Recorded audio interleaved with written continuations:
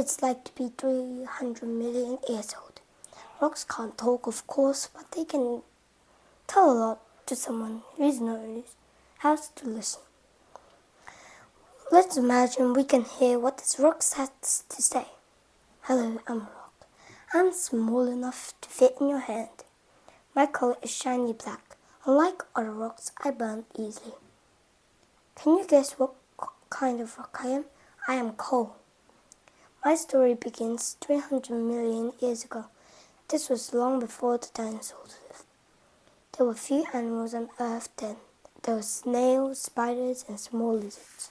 Sharks swam in the seas. Huge dragonflies and other insects flew through the air. The weather at that time was warm and rainy. Plants covered the land. Ferns were especially common. Some of them grew as large as trees, but there were no plants with flowers. There were also no trees that dropped their leaves in the fall. Pine trees, however, were common. They dropped their cones to the ground. Then new trees grew from the cones to take their place. As trees and plants died, the things growing on top pressed them down into the soil. More layers grew over them. Millions of years passed. These layers of dead plants became many feet thick. Seas formed over what had been dry land. Countless grains of sand fell to the bottom of the sea. The weight of all this sand pressed down on itself. The loose sand changed into sandstone. The sandstone squeezed the layer of dead plants beneath the sand. Those dead plants later became a thick seam of shiny hard rock.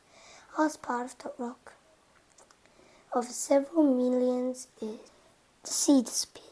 It became dry land. Later the dinosaurs came, then they died out.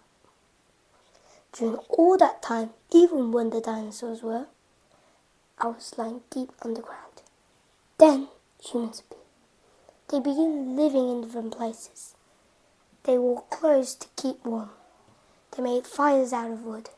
But before long, humans discovered that I was a much better fuel than wood. I burned hotter and longer.